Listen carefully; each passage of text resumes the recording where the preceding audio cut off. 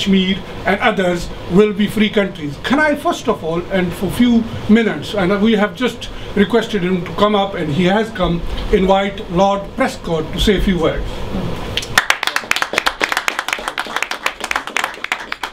Well, the kind of solidarity I'm on tonight is the family. I'm just meeting my granddaughter downstairs. As her mother works in the BBC and my son has turned up, and so I said I would come up here. But I don't want to offend my family solidarity. I don't often see my granddaughter, so I thought I'd still want the chance to come up and say a few words.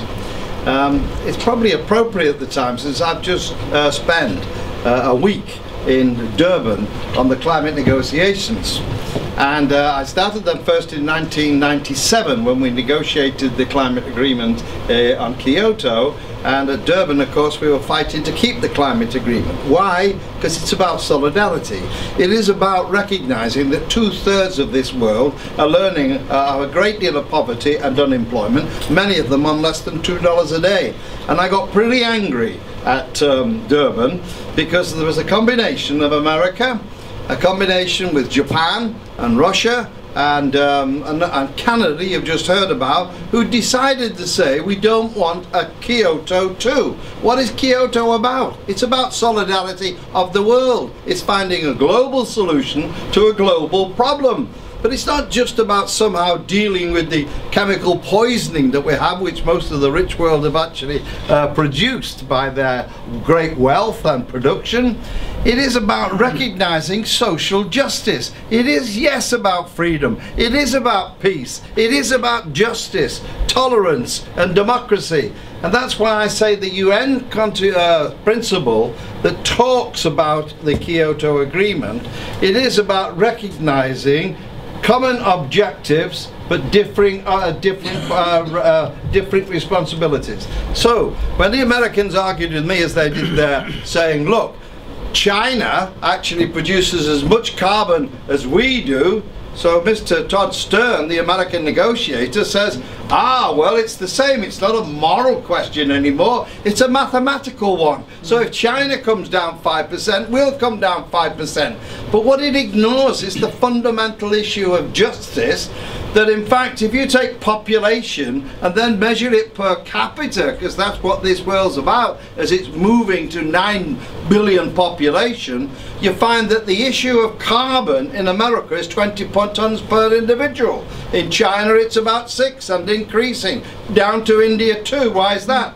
It's because the different quality of living and the wealth of those countries. So when I hear these countries telling me, when they're in the top 10 wealthiest countries, the top 10 greatest producing of carbon, which has caused us the problem, and yet they want to say we want to not allow the developing countries, Asia, Africa, come together and say, right, they must grow. What does that mean? If they're going to grow, we've got to step back a bit. We're the ones that have got the wealth, and therefore if you want solidarity, if you want social justice, if you want consensus, that's what this is about, the biggest issue. And it's more than the problems of money we've got at the moment, because if climate change continues like it does at the moment, it'll make these problems the Tea Party. Perhaps you shouldn't use the Tea Party because it seems to have had such a ruddy influence in America. I understood when Bush said he didn't believe in it, and one side he didn't believe in the science.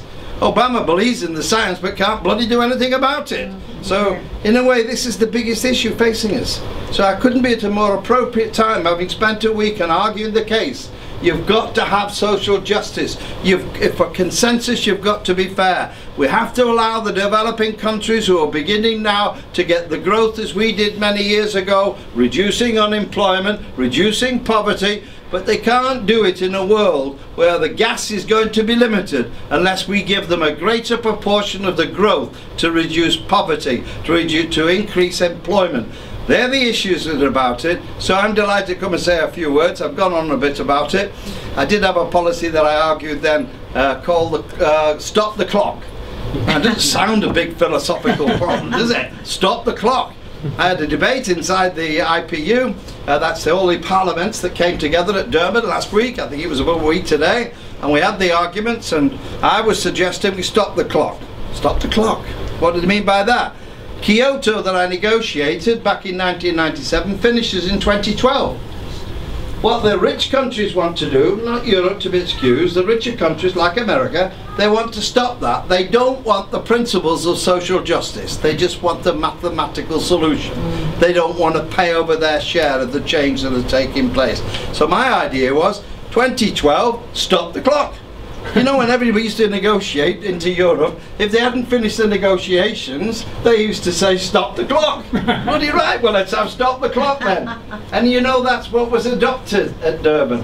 Hold back, keep the principles, common objectives, right? Keep the principles, continue the negotiation to 2015, then we'll see the true measure of the developing and the rich world, whether they will come together to say social justice requires that 2/3 of the world who live in poverty and unemployment are entitled to have a fair share. And that's what Kyoto's about. It's not a mathematical issue, it's a damn big moral issue about whether we're prepared to say, right, everyone in our country, if you talk about human rights, everybody in the world has a right to have some prosperity, to have some comfort in their life, to be relieved of starvation, because that's what many of them are facing. Anyway, look as though I'm back at Durban again, so I'll say no more. So I'll just say, Happy Christmas to you, thank you for the invitation. I hope you don't mind if I go run and meet my granddaughter. You know, I always thought that granddads, I used to see some of my fans acting daft with their kids and say, big men like acting daft with their kids. All of a sudden, I've discovered I act daft. I only realised it when I was down on my hands and knees playing hide and seek with her. And so all of a sudden I saw myself. They are the magic, aren't they, people? And whether it's a grandchild here or whether it's a grandchild in Asia, that is life, that is what we're concerned about. So whatever it is, be concerned with them all. So thank you for inviting me today. Sorry I'm going to be running off, but I think you'll understand.